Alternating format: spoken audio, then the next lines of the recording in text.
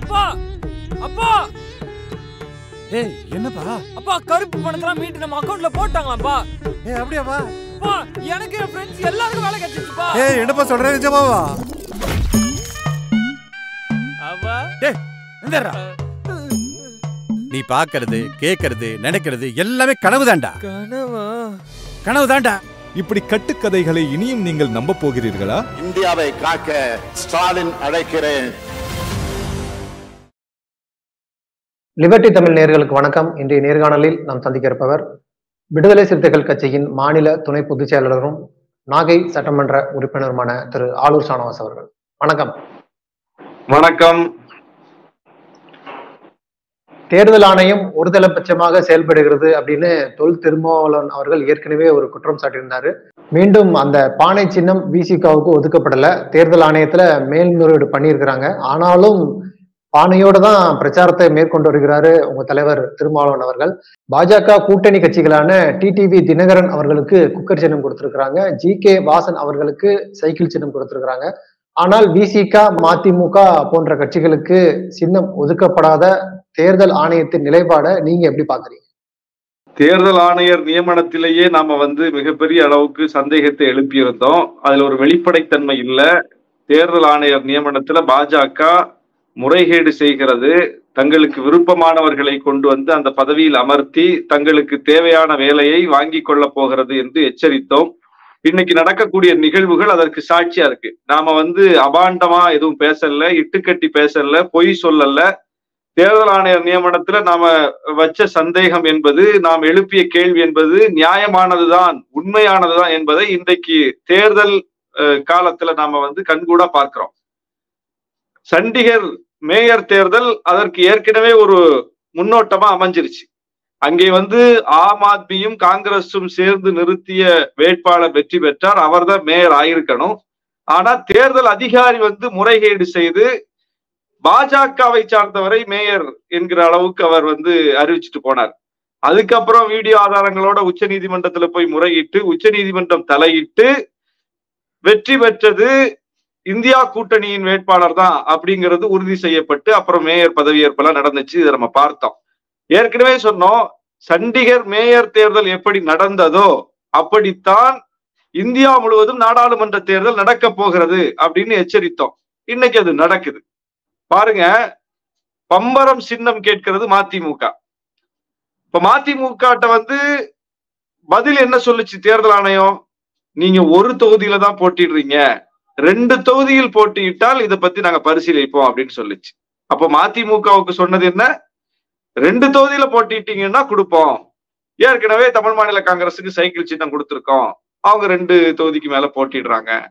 TTV தினகரனுக்கு cooker சின்னம் கொடுத்திருக்கோம், அவங்க 2 தொகுதிக்கு மேல போட்டிடுறாங்க. அப்போ 2 தொகுதியில் போட்டியிட்டால் கொடுப்போம். கொடுத்திருக்கோம். யாரு கொடுத்திருக்கோம்? டிடிவி தினகரனுக்கு குக்கர் சின்னம் கொடுக்கப்பட்டிருக்கு. கேட்ட உடனேயே கொடுக்கப்பட்டிருக்கு. பிஜேபியோடு அவர்கள் ஒப்பந்தம் போட்ட அன்னைக்கே, கூட்டணி ஒப்பந்தம் போட்ட அன்னைக்கே கொடுக்கப்பட்டது. பாமகவுக்கு மாம்பழம் கொடுக்கப்பட்டது, டிடிவி தினகரனுக்கு குக்கர் கொடுக்கப்பட்டது, ஜி.கே. வாசனுக்கு சைக்கிள் சின்னம் கொடுக்கப்பட்டது. இது எல்லாம் ஒரு நாள்ல நடக்குது. அவங்க தேர்தல் ஆணையத்துல போய் கடிதத்தை கொடுத்துட்டு காத்திருக்கல, அவங்க நீதிமன்றத்துல போய் முறையிடல, அவங்க இது தொடர்பாக எந்த முயற்சியும் எடுக்கல. விண்ணப்பத்தை கொடுத்தாங்க, தேர்தல் ஆணையம் பரிசீலிச்சது, உடனே கொடுத்துருச்சு. அதுக்கு என்ன காரணம்? அவங்க 2 தொகுதியில போட்டிடுறாங்க. மதிமுக அது போல விண்ணப்பம் கொடுத்துச்சு, அவங்களுக்கு கொடுக்கப்படல. அதுக்கு என்ன காரணம்? நீங்க ஒரு தொகுதியில தான் போட்டிடுறீங்க, ஒரு தொகுதியில போட்டிட்டா கொடுக்க மாட்டோம். சரி, இப்ப விசிகே தமிழ்நாட்டில் திமுக கூட்டணியில் 2 தொகுதியில போட்டிடுறோம். இது போக கர்நாடகா, தெலுங்கானா, கேரளா, மகாராஷ்டிரா, இந்த 4-5 மாநிலங்கள்ல கிட்டத்தட்ட 20 தொகுதிகளுக்கு மேல எங்களுடைய வேட்பாளர்களை நாங்க நிறுத்தி இருக்கோம். அப்போ 22 தொகுதிகள் போட்டிடுறோம். 2 தொகுதியில் போட்டியிட்டாலே சின்னம் கொடுப்போம் என்று கொடுத்திருக்கிறது டிடிவிக்கும் ஜி.கே. வாசனுக்கும் தேர்தல் ஆணையம். ஒரு தொகுதியில் போட்டியிட்டதனால் பம்பரம் சின்னத்தை தரமாட்டோம் என்று மதிமுகவுக்கு ரிஜெக்ட் பண்ணிருக்காங்க. இது நடந்திருக்கும் போது விசிகே தான் 20 மேற்பட்ட தொகுதியில போட்டிடுறோமே. 2 தொகுதிகளில் போட்டியிட்டால் கொடுப்போம்னா நாங்க 2 தொகுதிகளில் தமிழ்நாட்டில் போட்டிடுகிறோம், மற்ற மாநிலங்கள்ல 20 தொகுதிக்கு மேல போட்டிடுறோம். அப்ப எங்களுக்கு கேட்ட சின்னம், பானை சின்னம் கொடுக்கப்பட்டிருக்கணும்ல. ஆனால் கொடுக்க மறுக்கிறாங்க. அதுக்கு என்ன காரணம் சொல்றாங்க? நீங்க இதற்கு முன்னால் நடைபெற்ற தேர்தல்ல வந்து 1 விழுக்காடு வாக்கு வாங்கியிருக்கணும் அப்படின்னு. இதற்கு முன்னால் நாங்க வந்து 2019 நாடாளுமன்ற தேர்தல்ல 1 விழுக்காட்டுக்கு மேல வாக்கு வாங்கியிருக்கோம். அப்ப அதையும் நாங்க வந்து ப்ரூவ் பண்ணியாச்சு. ஆனாலும் எங்களுடைய கோரிக்கை ஏற்கப்படல. இப்ப நீதிமன்றத்துல மேல்முறையீடு போயிருக்கோம். தேர்தல் ஆணையம் எங்களுக்கு கொடுத்துத்தான் ஆக வேண்டும். அதனாலதான் எங்க தலைவர் அந்த நம்பிக்கையோடு பானையோடு பிரச்சாரத்தில் வந்து ஈடுபட்டு இருக்காரு. பானை சின்னம் தான் எங்கள் சின்னம், அதுல எந்த மாற்று கருத்தும் இல்ல, அதுல உறுதியா இருக்கும் அப்படின்னு சொல்லி நாங்க களத்துக்கு போறோம். ஏன்னா பானை சின்னத்தில் போட்டியிட்டு தான் எங்க தலைவர் இன்னைக்கு நாடாளுமன்ற உறுப்பினரா இருக்கார். பானை சின்னத்தில் போட்டியிட்டு தான் நான் உட்பட 4 சட்டமன்ற உறுப்பினர்கள் விடுதலை சிறுத்தைகள் கட்சிக்கு இருக்கிறோம். அப்போ 4 எம்எல்ஏக்கள் இருக்கிறோம், 1 எம்பி இருக்கிறார். இவ்வளவு பானை சின்னத்தில் பெற்றிருக்கிற ஒரு கட்சி பானை சின்னம் கேட்குது, ரிஜெக்ட் பண்றாங்க. ஜி.கே. வாசன் வந்து 1 விழுக்காடு வாக்கு வாங்கியிருக்காரா சைக்கிள் சின்னத்துல நின்று? ஜி.கே. வாசன் வந்து எம்பி எம்எல்ஏ பெற்றிருக்கிறாரா சைக்கிள் சின்னத்துல நின்று? கவுன்சிலராவது பெற்றிருக்காரா? சைக்கிள் சின்னத்துல ஒரு கவுன்சிலராவது இருக்காங்களா? ஜி.கே. வாசன் வந்து இதற்கு முன்னால தேர்தல் களத்தில் அவர் நின்று இந்த சின்னத்துல ஜெயிச்சிருக்காரா? இல்ல, அவர் தேர்தலே நின்னது கிடையாது. தேர்தலையே சந்திக்காத, மக்களையே சந்திக்காத ஒரு தலைவர் சின்னம் கேட்கிறாரு, எடுத்த எடுப்புல தூக்கி கொடுக்குறீங்க அந்த சின்னத்தை.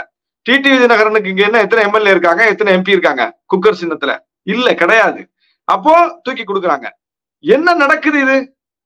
அப்போ நீங்க மதிமுகவுக்கு சொன்ன ரீசன் என்ன, விசிகேக்கு சொல்ற ரீசன் என்ன? இப்ப என்ன சொல்றாங்க, அந்த 1 விழுக்காடு ஓட்டு அப்படிங்கறத சொன்னோன்னா அடுத்தது வந்து நீங்க வந்து கணக்க காட்டல, நீங்க முறையா வந்து அதுல வந்து கையெழுத்து போடல, அப்ளிகேஷன்ல வந்து புள்ளி வைக்கல, கோலம் போடல, எதையாவது ஒண்ணு சொல்லிட்டு இருக்காங்க. இந்த பழைய திரைப்படங்கள்ல 80s வர்ற படங்கள்ல பாத்தீங்கன்னா இந்த சைக்கிள்ல வந்து ஃப்ரண்ட்ல லைட் இல்ல, அப்புறம் இண்டிகேட்டர் இல்ல, டைனமோ இல்ல, அது இல்ல இது இல்லைன்னு சொல்லி போலீஸ் சைக்கிளை நிறுத்தி செக் பண்ணுவான். நிறைய படங்கள்ல அந்த காட்சிகள் வரும். எதையாவது ஒண்ணு சொல்லிக்கிட்டே இருப்பாங்க. அது இருக்கான்னு கேட்டா இது இருக்கேன்னு சொன்னா அப்ப அது எங்கன்னு கேட்பாங்க. எதையாவது ஒரு காரணத்தை சொல்லி அவர்கிட்ட இருந்து காசை வசூல் பண்ணக்கூடிய ஒரு காட்சி வரும். அந்த காட்சியை தான் இன்னைக்கு தேர்தல் ஆணையம் எங்க விஷயத்துல செய்யுது. அவங்க ஒரு நிபந்தனை சொல்றாங்க, இதுதான் நாங்க செஞ்சிருக்கோமே அப்படின்னு சொன்னா அப்ப அடுத்தது அது என்ன, அடுத்தது இது என்ன, இதெல்லாம் நீங்க கேட்டீங்களா ஜி.கே. வாசன்ட்ட? இதெல்லாம் கேட்டீங்களா வந்து நம்ம டிடிவி தினகரன்ட்ட?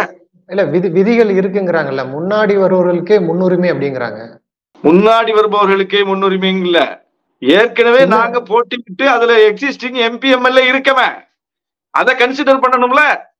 அதை கன்சிடர் பண்ணாம வந்து நீங்க எப்படி இன்னொருத்தருக்கு தூக்கி அதை கொடுக்க முடியும்? சரி, அப்படியே பார்த்தாலும் பானை சின்னத்தை யார் கேட்டிருக்கா? பானை சின்னத்துக்கு யார் கையில இருக்கு? எந்த கட்சி அதை வச்சிருக்கா? சைக்கிள் சின்னம் இந்தியால வேற கட்சியின் சின்னமா இருக்கு. சமாஜ்வாதி கட்சியினுடைய சின்னம் அதுதானே, சமாஜ்வாதி கட்சியினுடைய சின்னம் அது. அப்ப ஏற்கனவே ஒரு பெரிய கட்சியினுடைய சின்னமாக இருக்கிற சின்னத்தை தூக்கி நீங்க வந்து கொடுக்குறீங்க இன்னொரு மாநிலத்துல. அப்ப பானை சின்னம் இந்தியால எந்த மாநிலத்துல யார்கிட்ட இருக்கு?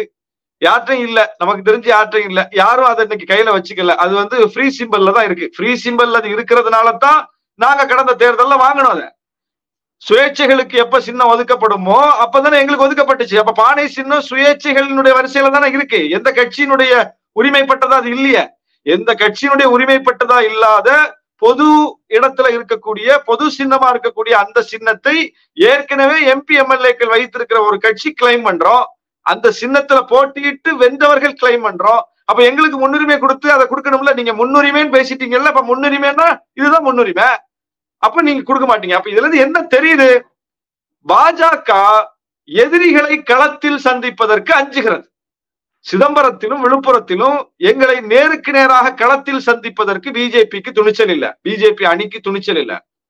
கோயம்புத்தூர்ல அண்ணாமலை நேரடியாக எதிரிகளோடு மோதி களத்தில் நின்று வெற்றி பெறணும்னு நினைக்கல, வெற்றி பெற முடியாது. களத்தை சந்திப்பதற்கு கூட எதிரியே இல்லாத ஒரு நிலைமை இருக்கணும்னு பாக்குறாரு. செந்தில் பாலாஜியை பிடிச்சு உள்ள வச்சிருக்காங்க.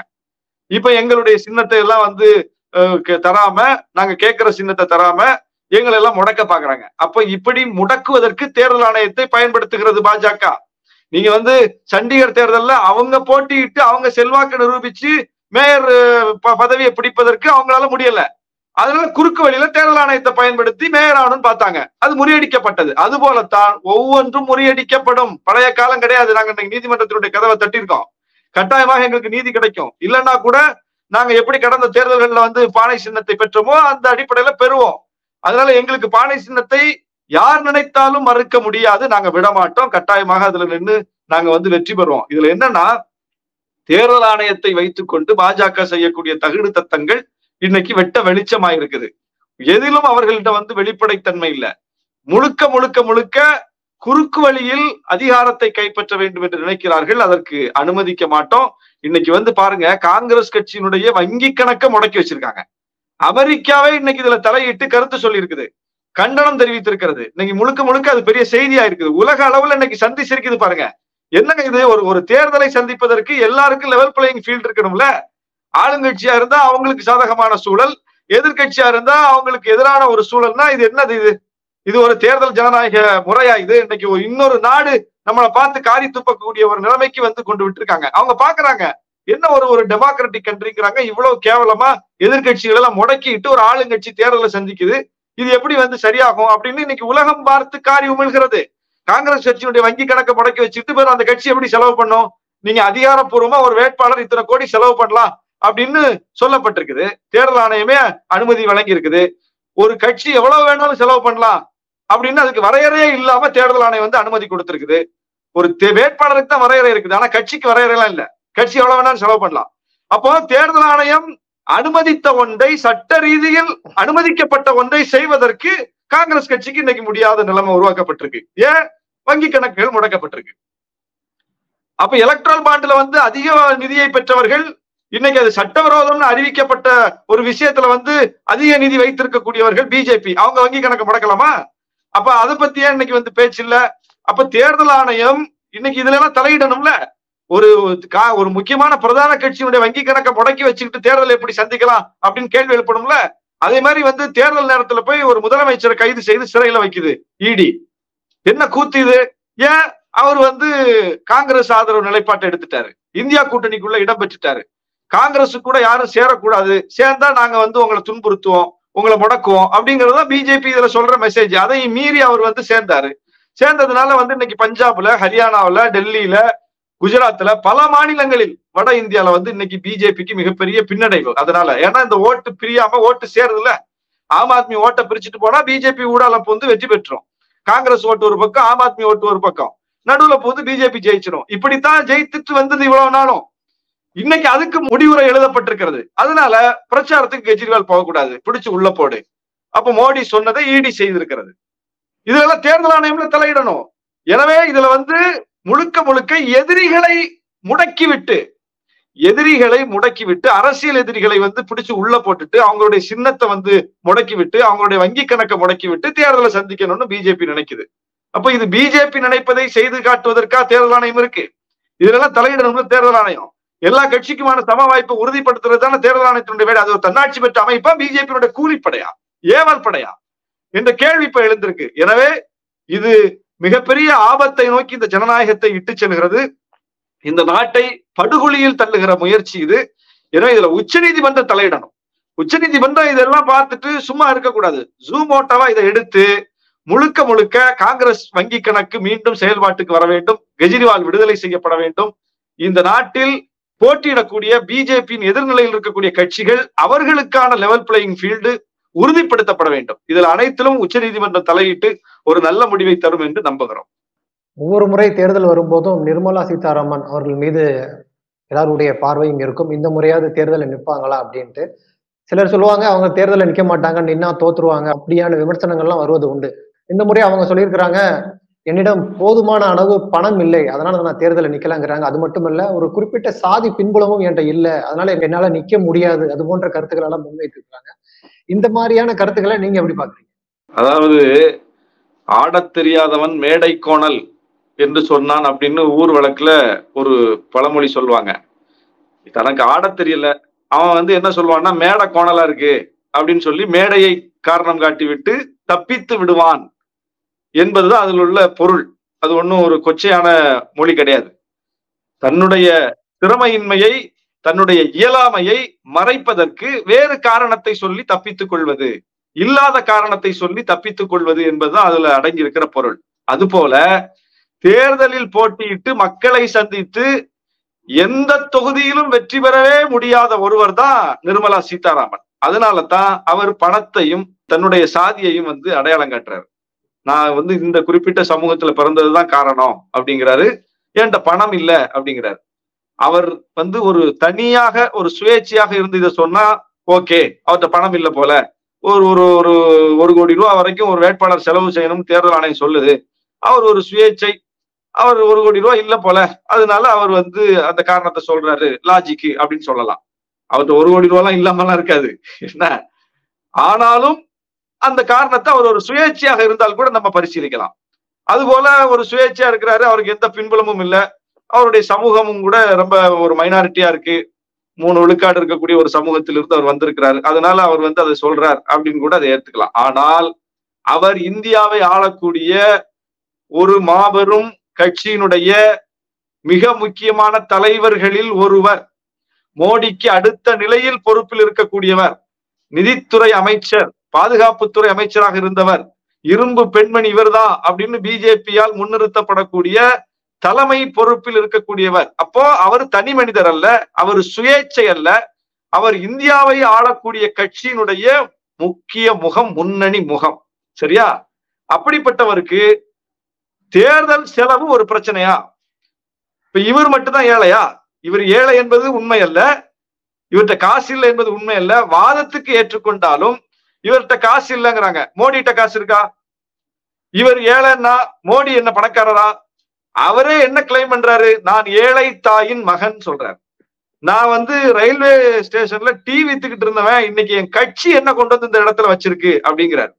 பிஜேபி காரங்க என்ன சொல்றாங்க? எளிய பின்புலத்தில் இருந்து வந்தவர் மோடி, சாதாரண மனிதர் மோடி, யாருடைய வாரிசும் இல்ல, உங்க கட்சிகள் எல்லாம் வாரிசுகள் தான் முன்னணி பொறுப்புக்கு வர முடியும், பெரிய பெரிய பணம் படைத்தவர்கள் தான் முன்னணி பொறுப்புக்கு வர முடியும். ஆனா எங்க கட்சியில பாருங்க, ஒரு சாதாரண மனிதன் அந்த இயக்கத்துக்காக தன்னை அர்ப்பணித்தால், அந்த இயக்கத்துக்கு உண்மையா இருந்தால், அந்த இயக்கத்தின் மூலம் நாங்க முன்னிறுத்தி அவரை எங்க கொண்டு வைப்போம், எவ்வளவு பெரிய இடத்துல வேணாலும் கொண்டு வைப்போம், பாருங்க உதாரணம் மோடி அப்படின்னு. அண்ணாமலை இங்க என்ன சொல்றாரு? தேர்தல்ல செலவே செய்யாம நான் ஜெயிக்க போறேன் அப்படிங்கிறார். காசே இல்லாம இந்த எலெக்ஷனை நான் சந்திக்க போறேன் அப்படிங்கிறார்.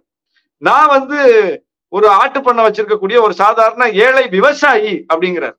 அப்ப ஏழை விவசாயியாக இருக்கக்கூடியவர் தமிழ்நாட்டு பிஜேபியுடைய மாநில தலைவரா இருக்கிறாரு, கொஞ்சம் ஆடு வச்சு மேய்க்கக்கூடியவர், இன்னைக்கு வந்து தொழில் நகரமாக இருக்கக்கூடிய கோயம்புத்தூர்ல காசே இல்லாம தேர்தலை சந்திப்பேன்னு சொல்றாரு. அப்ப அவருக்கு இந்த தைரியத்தை யார் கொடுத்தா? அந்த கட்சி தானே கொடுத்திருக்கு. வாதப்படி பார்த்தா அவர் சொல்றது எதுவுமே உண்மை இல்ல.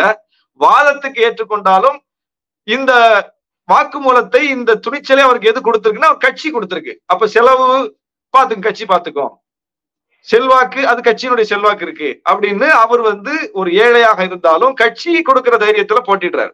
அப்ப மோடிக்கு பொருந்தும் என்றால், அண்ணாமலைக்கு பொருந்தும் என்றால், நிர்மலா சீதாராமனுக்கு அது பொருந்தாதா? அவரும் பிஜேபியில தானே இருக்காரு. அப்ப பிஜேபி நிர்மலா சீதாராமனுக்கு செலவு செய்யாதா? தேர்தலை அவர் சந்திப்பதாக இருந்தால் பிஜேபி செலவு செய்யுமா செய்யாதா? பிஜேபி இன்னைக்கு வந்து தேர்தல் பத்திரத்தின் மூலம் பல்லாயிரம் கோடி ரூபாயை வாங்கி வச்சிருக்க. எதுக்கு வாங்கி வச்சிருக்கு? இன்னொரு கட்சியில நின்று எம்பி ஆனா எம்எல்ஏ ஆனா அவனை விலைக்கு வாங்குறதுக்கு வாங்கி வச்சிருக்கு. அப்ப அதுக்கு தான் வாங்கி வச்சிருக்கு. இன்னொரு கட்சி எம்எல்ஏ, இன்னொரு கட்சி எம்பியை வாங்குறதுக்கு தான் அந்த பணத்தை பிஜேபி வச்சிருக்குது. தன் கட்சியில ஒரு எம்பி போட்டிடுறதுக்கு அந்த பணத்தை பிஜேபி செலவு செய்யாதுன்னு நிர்மலா சீதாராமன் சொல்றாரா? தன் கட்சியில இருந்து ஒரு எம்பி வர்றதுக்கு அந்த பணம் பயன்படாது. இன்னொரு கட்சியில எம்பி ஆனா அவனை விலைக்கு வாங்குறதுக்கு அந்த பணம் பயன்படுமா? அப்ப இது என்ன லாஜிக் இருக்கு இதுல? அப்ப என்ன சொல்ல வருகிறார் நிர்மலா சீதாராமன்? ஒப்புதல் வாக்குமூலம் கொடுத்திருக்கிறார், பிஜேபியை காட்டி கொடுத்துட்டார். பிஜேபி தன் கட்சியில ஒரு எம்பி வர்றதுக்கு செலவு செய்யாது.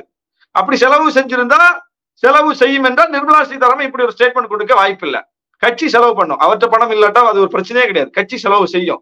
அப்ப கட்சி செலவு செய்ய தயாராகத்தான் இருக்கிறது. மோடிக்கு செலவு செய்கிறது, அண்ணாமலைக்கு செலவு செய்கிறது, இந்தியா முழுவதும் எத்தனையோ பேருக்கு கட்சி செலவு செய்கிறது.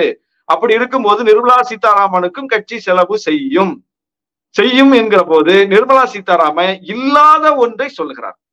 ஏன்னா அவருக்கு தேர்தலை சந்திப்பதற்கு அச்சம்.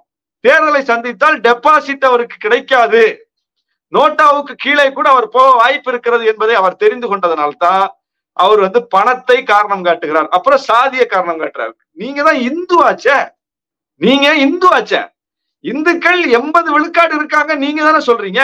யோகி வந்து என்ன சொல்றாரு? 80 20 போட்டு பார்த்துருவோம்னு சொல்றாரு. அப்படின்னா 80 விழுக்காடு இந்துக்கள், 20 விழுக்காடு முஸ்லிம்கள். 80 20 அப்படின்னு தானே நீங்க களத்தை கட்டமைக்கிறீங்க. அப்ப 80 விழுக்காடு இந்துக்களின் பிரதிநிதின்னு நீங்க சொல்றீங்க, கோயில் கோயிலா போறீங்க, கோயிலை வைத்து உங்களுடைய அரசியலை முன்னெடுக்கிறீங்க. இந்து மத நம்பிக்கைகளின் அடிப்படையில் தான் உங்க அரசியல் அமைஞ்சிருக்குது. நம்பிக்கைகளை கூர்மைப்படுத்தி அதன் மூலம் இந்து ஓட்டுக்களை ஒருங்கிணைப்பது என்பதுதான் உங்களுடைய அரசியல் செயல் திட்டமா இருக்கு. அப்போ ஒரு இந்துவான ஒரு பெரும்பான்மை மக்களின் பிரதிநிதின்னு சொல்லிக்கக்கூடிய உங்களை நீங்க ஏன் வந்து சுருக்கி அப்புறம் வந்து நான் சாதி பின்புலம் இல்லாதவங்கிறீங்க? அப்ப நீங்க அங்க இந்து இல்லைங்கிறத நீங்களே டிக்ளேர் பண்ணிட்டீங்க.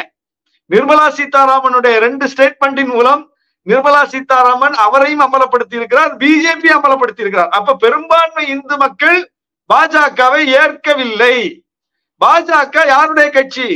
பாஜக அந்த 3 விழுக்காடு உயர் வகுப்பினரின் மேலாதிக்க சாதியினரின் கட்சி தான், பிராமணர்களின் ஆதிக்கத்தில் இருக்கக்கூடிய கட்சி தான் அப்படிங்கிறத நிர்மலா சீதாராமன் சொல்றாரு. நான் வந்து இந்த சமுதாயத்தை சார்ந்தவன், இந்த கட்சியில உயர்ந்த பொறுப்புக்கு போயிட்டேன், ஆனா ஓட்டெல்லாம் என்னால வாங்க முடியாது, ஏன்னா நான் இந்த சமுதாயத்தை சார்ந்தவன் அப்படிங்கிறாங்க. அதனால எனக்கு ஓட்டு வராது, மத்தவங்க ஓட்டு வராது. யாருடைய ஓட்டு? இஸ்லாமியர் ஓட்டு வராது, இந்துக்கள் ஓட்டு வராது அப்படிங்கிறத இன்னைக்கு ஒப்புக்கொண்டிருக்கிறார், அம்பலப்பட்டிருக்கிறார். நாம இவ்வளவு நாள் இதைத்தான் சொல்லிட்டு இருந்தோம், இன்னைக்கு அதை அவரே சொல்லிட்டார். நன்றி. நிறைய தகவல்களை நேயர்களுக்கு சொல்லியிருக்கீங்க. உங்க நேரத்துக்கு மிக்க நன்றி. நன்றி.